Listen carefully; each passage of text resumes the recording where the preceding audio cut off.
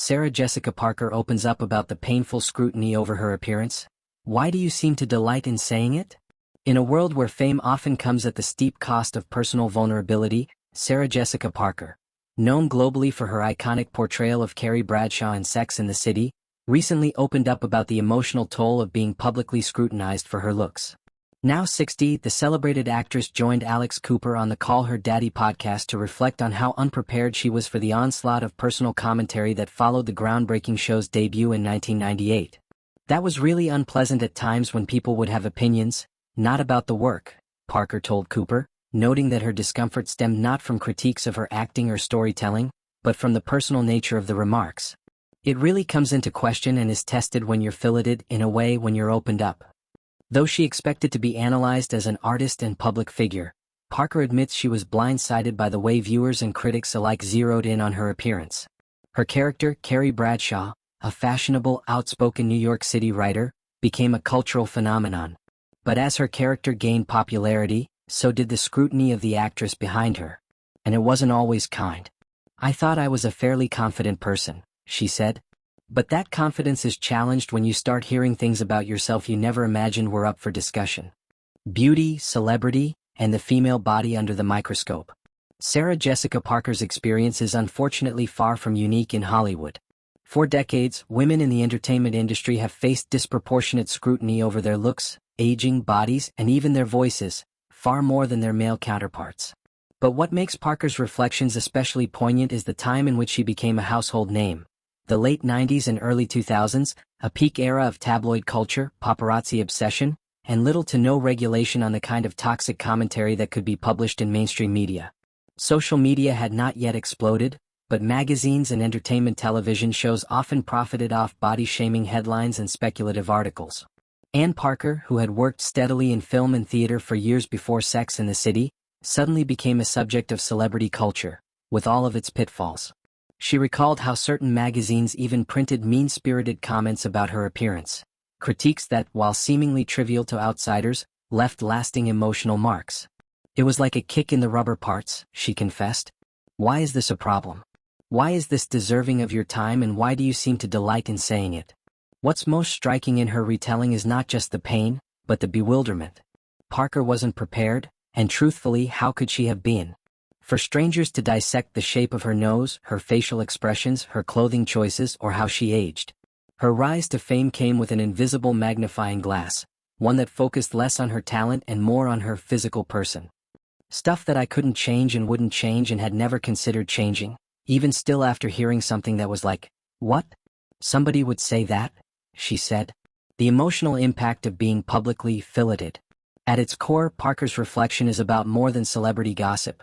It's about the very human pain of being misunderstood, of being reduced to appearance, of being spoken about rather than spoken to. "I didn't feel like I could sit in a room and someone would say to me, 'You're really unattractive,'" she explained. "And then I could say, 'Wow.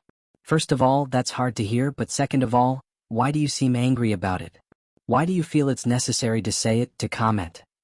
It's a powerful hypothetical that exposes the disconnect between public discourse and personal interaction. Many of the harshest critiques aimed at celebrities are not things people would ever say in person. And yet, through headlines, comments, and media spin, they're delivered with brutal force, often without empathy or accountability. Parker's ability to articulate this dissonance gives voice to countless others, not just celebrities, who have felt the sting of unsolicited, unkind opinions. It also challenges us, as consumers of media, to consider why we participate in these conversations. What does it say about our culture that so much energy is spent discussing a woman's appearance rather than her ideas, work, or values? The journey through and beyond the pain. Despite how difficult those early years were, Parker recognizes that such experiences, however painful, have shaped her. "We're better for those kinds of experiences," she told Cooper, "but not all of us are good at it right away." It's a recognition of both resilience and realism. Not everyone can endure the public microscope and come out stronger. For many, particularly women in the spotlight, the scars are long-lasting. Some retreat. Others conform. Some disappear altogether from the public eye. Parker, however, remained, not just surviving but thriving. And through her work, she has continued to push forward conversations about identity, gender, relationships, and aging. She has also gracefully aged in the public eye, becoming a vocal advocate for allowing women to look their age, something that continues to be radical in Hollywood. Her portrayal of Carrie Bradshaw in the recent And Just Like That reboot faced renewed commentary, both praise and criticism, but this time Parker seemed more grounded. In past interviews, she's addressed ageism directly, saying, "What am I going to do about it? Stop aging? Disappear?" Her refusal to conform to impossible standards has made her a quiet but significant figure in the ongoing fight against the harmful expectations placed on women. More than a face, reclaiming the narrative. Sarah Jessica Parker's vulnerability in this interview is not just brave, it's necessary. As she shared her story with Cooper, she peeled back layers of the celebrity persona and showed the reality underneath. The real woman behind the glam and headlines, one who was shocked, hurt, and confused by the way her body became public property. Her honesty also serves as a call to action. For a media culture more focused on substance than superficiality, for audiences to be more conscious of the impact of their words, and for young people, especially girls, to know that their worth is not tied to societal standards of beauty.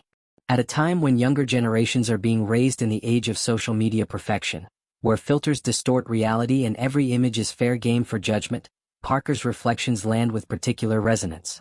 She's not just talking to her peers, she's speaking to the 22-year-old woman comparing herself to influencers online, to the teenage girl struggling with self-worth, and to anyone who has ever felt unworthy because of someone else's opinion. Final thoughts. Sarah Jessica Parker may have started her career as an actress, but she's become something far greater. A cultural voice willing to speak hard truths about beauty, age, confidence, and public cruelty. Her experience serves as both caution and comfort. Caution, to be mindful of how we speak about others.